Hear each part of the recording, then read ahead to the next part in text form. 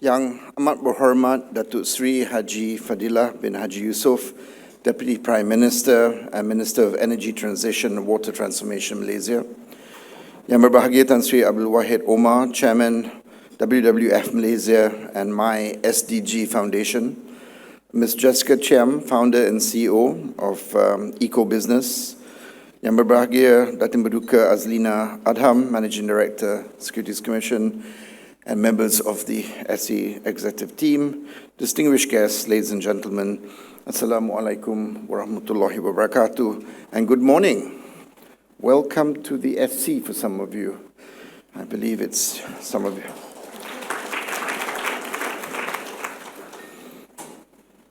Actually, do you know that this hall has been used as a runway for a model show? So it's quite nice actually seeing people again. Anyway, it gives me great pleasure to welcome you to this Eco Business Conference here at the SC. This conference seeks to find solutions on how to unlock capital for sustainability.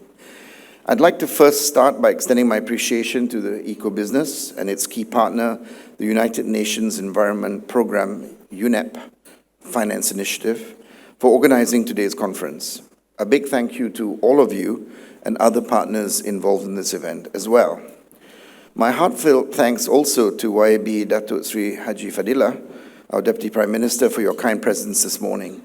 Your support reflects the government's continued leadership and commitment to sustainability, both here in Malaysia and in the region. Ladies and gentlemen, sustainability is not just a shared aspiration, but a collective responsibility for all. It is sometimes referred to as the whole of society issue. Islam teaches us that humans are entrusted with the stewardship of the earth, not as owners, but as custodians. Humans are to manage responsibly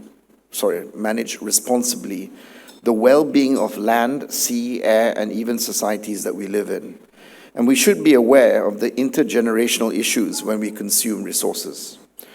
Most, if not all, religions talk in the same way about forbearance and being mindful of other God's creatures. Even indigenous populations here in Malaysia, like the Orang Asli, and closer to home, the Ma Mary in Selangor, are firm believers in maintaining a harmonious relationship with their surroundings and not being wasteful of resources around them. So we too in the capital markets should hold similar values.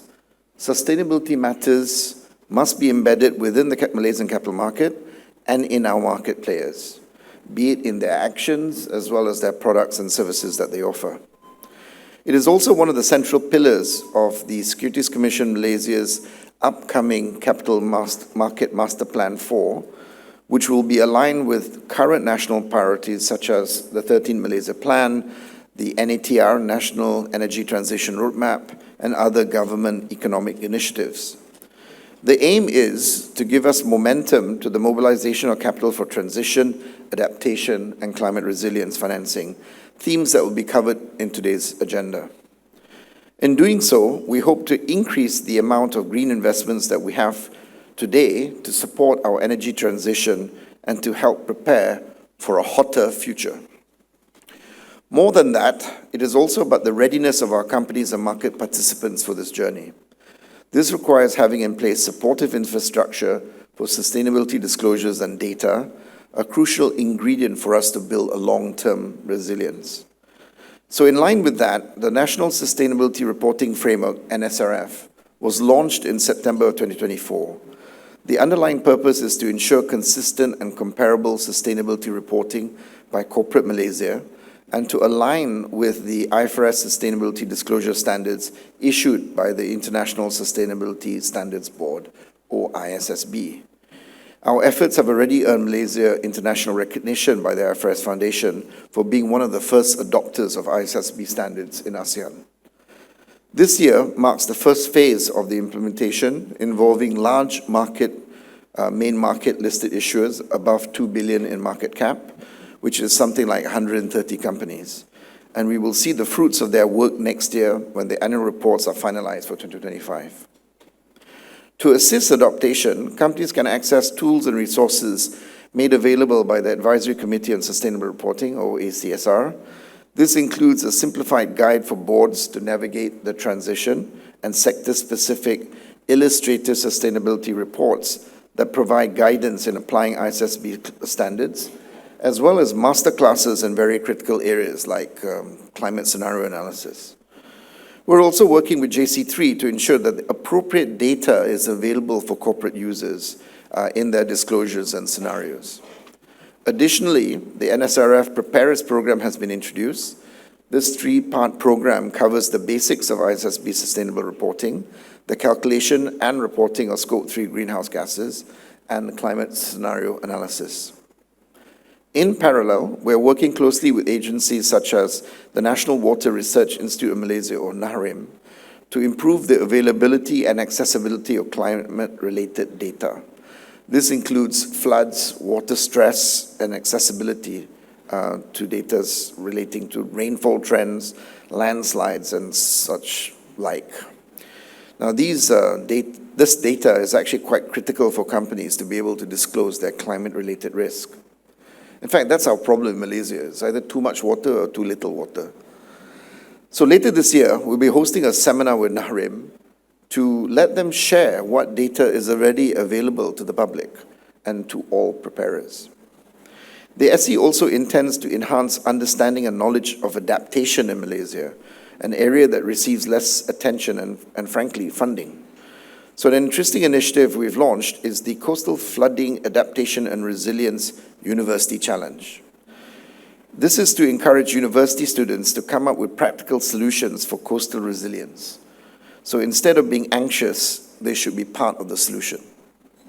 Such bottom-up approaches are an important complement to our regulatory initiatives and also serve to raise awareness in the younger generation. At the ASEAN level, the regional capital market initiatives are led by something called the ASEAN Capital Markets Forum, or ACMF. The SC is the chair of the ACMF this year in conjunction with Malaysia's chairmanship of ASEAN. Our main efforts this year are on developing further the ASEAN taxonomy, which is now into its 4th version. Similar to the Malaysian domestic landscape, climate adaptation is an area where ASEAN must also step in. The ACMF is spearheading the development of something called the Mars Guide, which stands for Mitigation for Benefit, Adaptation for Resilience, and Sustainable Financing. So this is actually not another framework, but it's actually part of the ASEAN taxonomy. It's part of the guidance on how to do adaptation. So Mars will provide a much-needed framework for identifying adaptation projects and financing options in the region, as well as to prioritize key focus areas for adaptation. It is envisaged to serve as a toolkit for companies and funders to assess the adaptation technologies and solutions currently available, and ultimately directing funding towards these projects. The core problem to address is that many adaptation projects do not generate returns, so we need a blended finance approach to funding them. Another important initiative is the ASEAN Transition Finance Guidance, or ATFG. Now into its 2nd version, ATFG is meant to support companies in charting a transition pathway towards zero, including in those hard-to-abate sectors. Version 2 provides better clarity on the different types and application of transition finance, with the aim of unifying terminology and understanding among market participants. It also gives guidance on reference pathways in setting and assessing transition plans. The ACMF is also undertaking the ASEAN Carbon Market Ecosystem Roadmap Study, sorry, a bit of a mouthful, which aims to provide practical guidance for ASEAN countries and regulators on how to effectively engage in and manage voluntary carbon markets. All around the world, carbon credits are seen as securities because they're tradable. And we hope as a region to better regulate carbon credit products to ensure that they are credible and properly valued. Currently now, if you look at the versus carbon exchanges and some of the pricing, it's very low. It's about 10 to 12 US dollars per ton of emission. That clearly won't pay for adaptation. So this study I referred to will broadly cover 2 key areas. First, a landscape assessment of the ASEAN carbon market ecosystem and the role of carbon credits in helping the region achieve its decarbonization targets.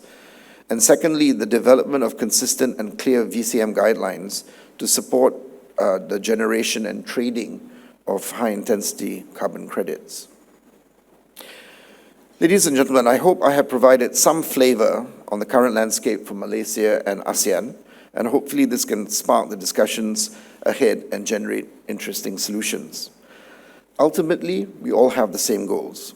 That is, to facilitate sustainable financing where it is most urgent and provides the greatest impact.